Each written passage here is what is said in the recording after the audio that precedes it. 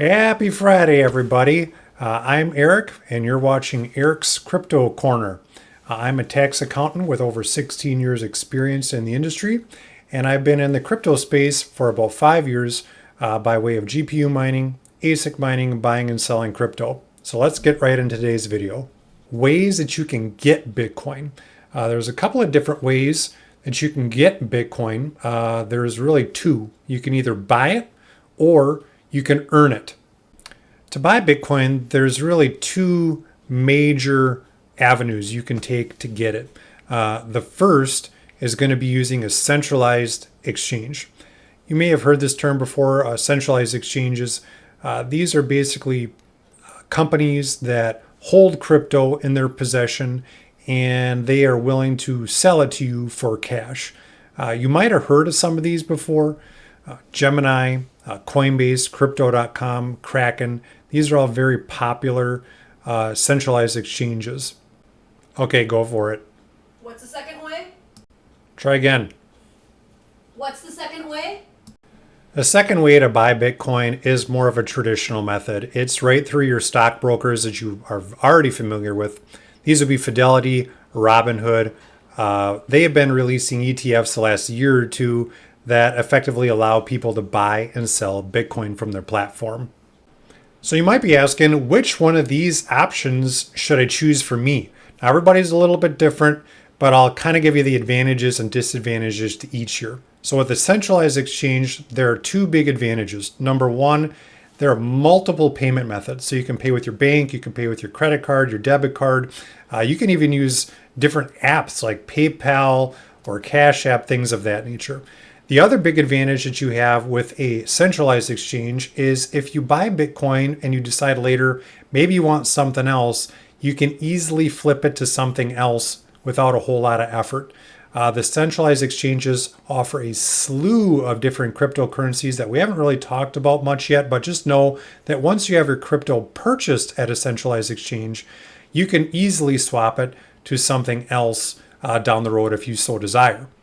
Now, the big disadvantage with a centralized exchange is it's normally a little bit more clumsy to use if you aren't used to the crypto space. So you do have to sign up for an account, brand new account. There are a lot of new hoops that you would have to hurdle. So KYC or know your customer.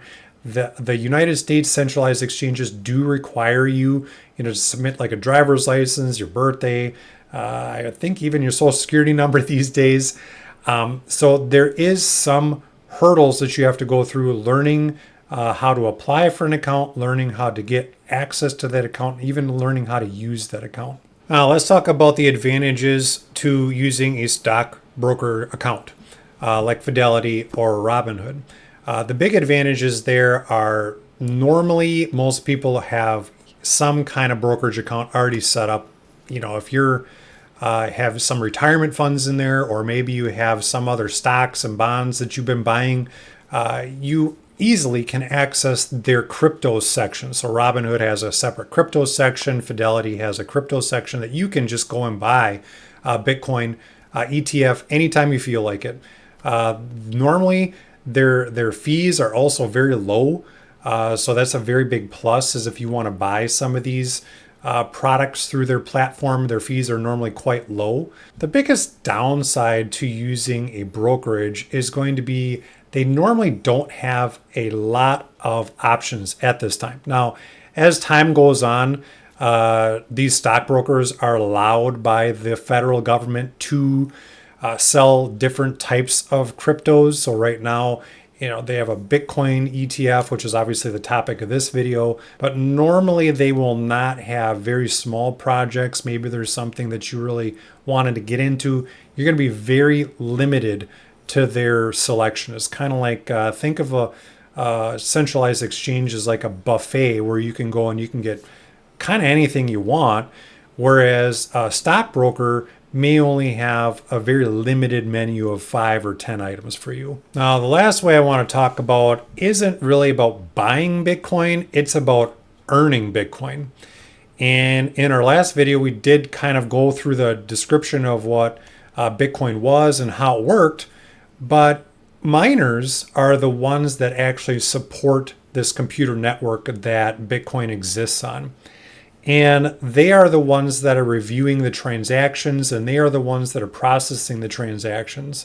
And they are rewarded in Bitcoin for processing these transactions. They're also rewarded for effectively adding new Bitcoin to the ecosystem. So every 10 minutes or so, a new Bitcoin is added to the network.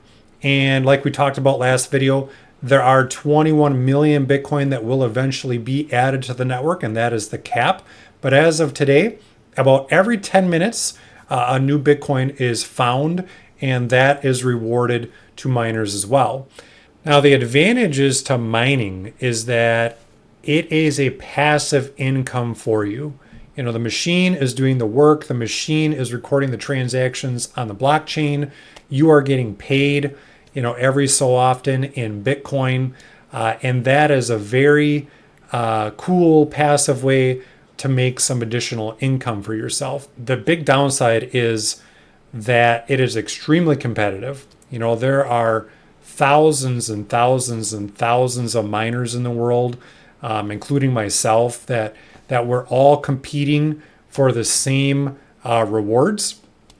And because of that, it becomes more and more diluted. And the cost to get into mining is not nothing.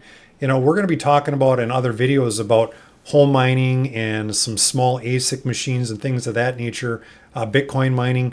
But you're talking $100, $200, $300 just to kind of get a very, very small itty bitty miner that really won't make you anything, but it gets you into the pool, as it were, it gets your feet wet. So along with the equipment costs, we also have the cost of power. So I'm at 15 cents a kilowatt hour, which isn't the best, but it's not the worst price. Big data centers typically will be in that 7, 8, 9 cent. And if you're lucky enough to get free power, well, then mining for you is going to be very profitable. But power costs can be super expensive. And if your power outweighs what you're earning from the machine rewarding you, then obviously you're not going to continue doing it. Okay, so today we learned that there are two major ways to buy Bitcoin. The first being through a centralized exchange, the second being through a traditional brokerage account. We also learned that you can earn Bitcoin passively by being a miner if you wanted to. So thanks for stopping by today. If you liked today's video, please hit the like button below. If you find that this kind of content is going to benefit you in the future, I'd really appreciate it if you subscribe to the channel. All right, until next time. Peace.